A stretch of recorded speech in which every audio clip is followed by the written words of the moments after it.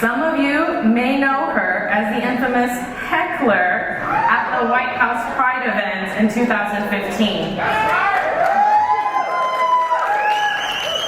Now at the helm of Trans Queer Familia, an organization at the leading edge of fighting for the lives of LGBTQ immigrants, Jennicet continues to be a driving force in both immigrants and LGBTQ communities.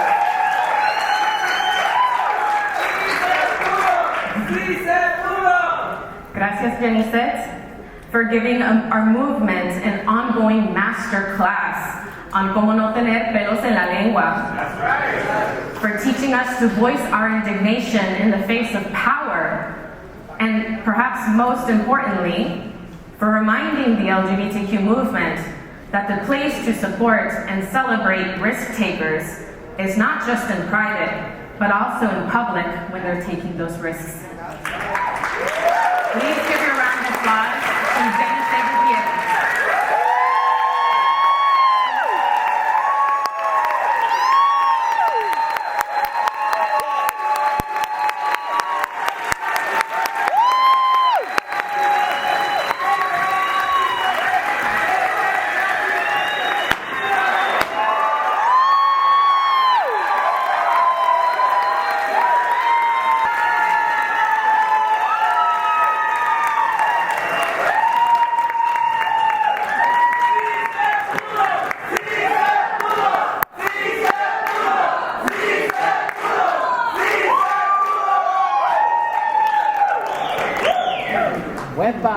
Buenas noches, mi gente, ¿cómo estamos?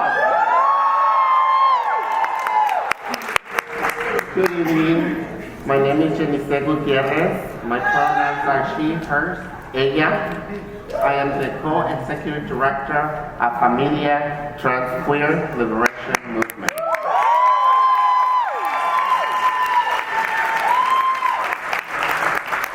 Thank you to the task force and the selection committee, especially Mayra, for selecting me as this year's recipient of the Immigration Award.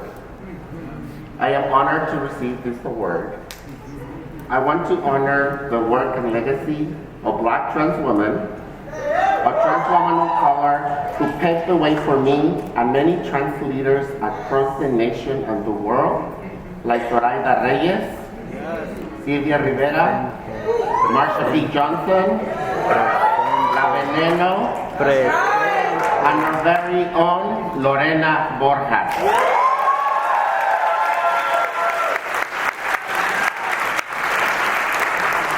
May the rest in power, que descansen en poder.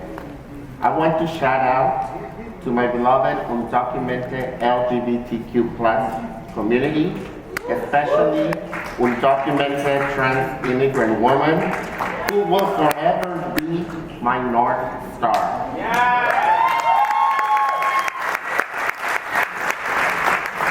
My community continues to inspire me to fight and resist against all odds.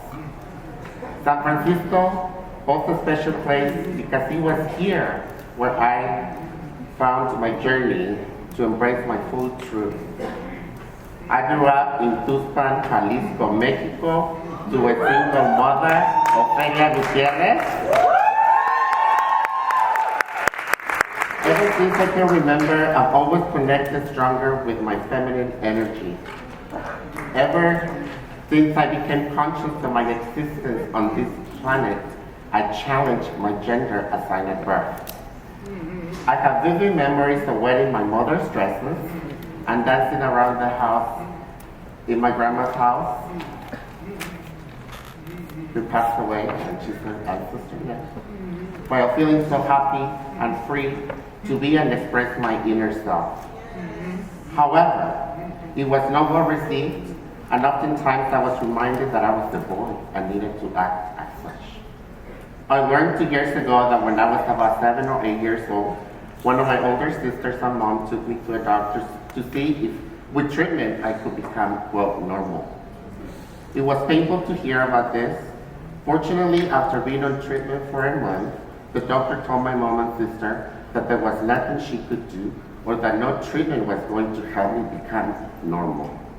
I am glad that they did not seek other options. When I was in elementary school, I was made fun of because of my effeminate manners. I recall expressing my feelings for boys and being physically harmed and often ridiculed. In junior high, I wanted to participate with the girls by playing the drums, but was not allowed because boys were assigned to play the trumpet. Often, I would get discouraged from participating in any events because I was expected to be someone I was not. The gender norms and expectations placed on me were so severe and caused me so much trauma and pain. My gender expression was never enough, and I started to internalize those messages. I wanted to be free in my feminine expression and outwardly dress and enjoy time with the girls. When I arrived to the United States, undocumented, I was 15 years old. I had to navigate the complex education system, not knowing the language, and soon learned that in order to succeed, I had to integrate and assimilate in the mainstream American culture. I continued to struggle with my gender identity and plus figure out a way to fix my immigration status. When I successfully graduated from high school, I wanted to continue with my higher education, but unfortunately, I had to put that on hold because I needed to start work to assist my mother and take care of bills and living expenses. The hustle to figure out a way to make it and find my place in the world was real. Up until this point, I had seen Obama run for the promise to prioritize an immigration reform. The promise he made within the first year in office, as we all know now, did not happen. President Obama failed in his first term to deliver on his promise. Then, he won re-election. President Obama had another 4 years to deliver immigration reform. Many people in the Latinx community put all hopes on him because undocumented family members were tired of waiting, tired of living in the shadows, and tired of living in fear. To my disappointment, Obama failed terribly in immigration. His administration did increase the deportation of immigrants, separating many families and creating lots of suffering and pain. It is estimated his administration deported over 3 million people, making his administration one of the most hostile towards immigrants in any presidential administration. It earned him the title of, someone said it, deporter-in-chief. It was during the Obama administration that immigration enforcement grew. After working for over 10 years at a hospital, E-Verify was implemented. I received a letter from Human Resources stating that I needed to submit my Social Security and passport or driver license for verification. My patience for a solution to change my immigration status started to diminish. I resigned. My fear to openly express my gender identity started to fade away. I began my transition.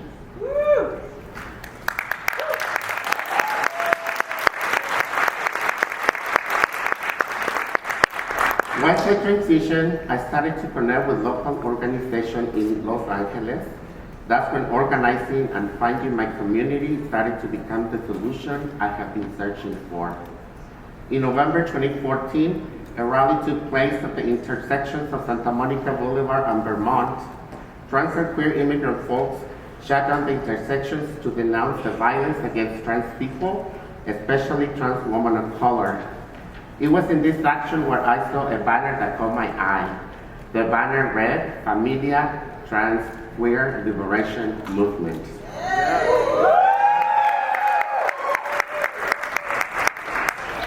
Familia organized a civil disobedience action in May of 2014, where 5 trans and queer folks put their bodies on the line to denounce the inhumane and abuses undocumented LGBTQ+ people face in ICE custody. The following year, May 2015, a second direct action was organized by Familia and local organizations in Santa Ana, California, with the same demands as the year prior. June 24, 2015, President Obama held a private reception at the White House. Some of you were probably there. Some of you probably booed me or were not in agreement. And some of you were applauding the president. While he spoke about the progress of LGBTQ Americans were making,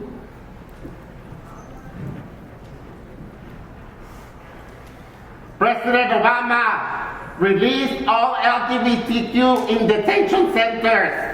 I am tired of the violence we're facing. No one more deportation, ni una más deportación. Presidente Obama, no es justo que nuestras comunidades sufran tanto.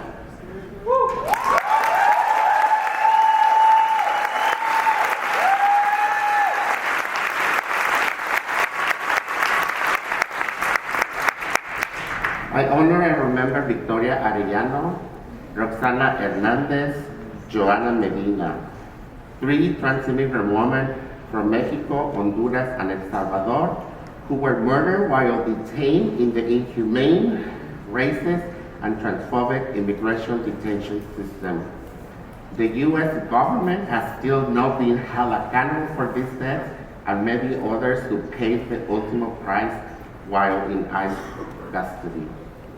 I want to thank Isa Noyola and Jorge Gutierrez for a short time trusting me fully with that direct action.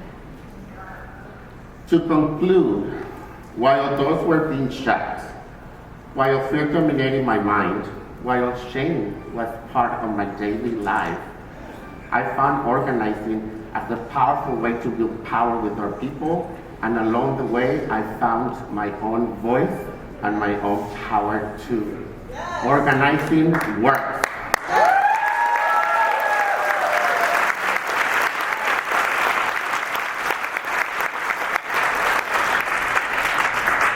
That is the way we will find our solution to end years of repression and systemic policies that seek to end our lives and humanity.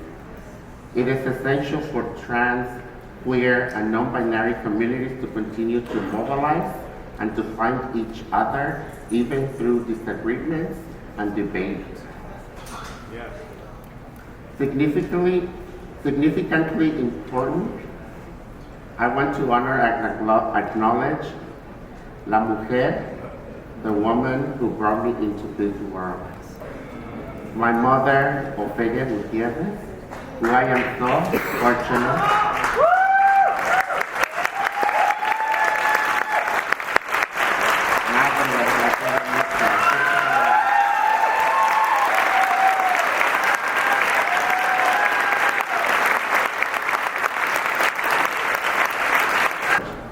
My mother at 86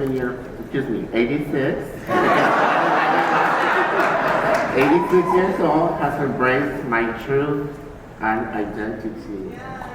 No ha sido fácil, pero como ella me dice, desde que te tenía en mi panza, yo ya sabía que eras una niña.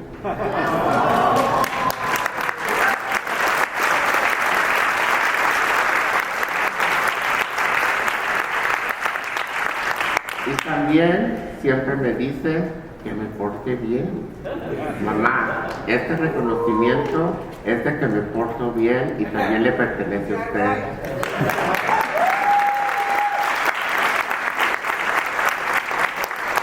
La quiero con todo mi corazón y sígame dando sus bendiciones. It is critical that we reflect on the past, that we process the present, and as we move forward in the future, to make the necessary changes to be more intentional, to be more inclusive, to be more just. May we all continue our commitment to defend and protect the humanity and dignity of all people. Thank you very much. Muchas gracias.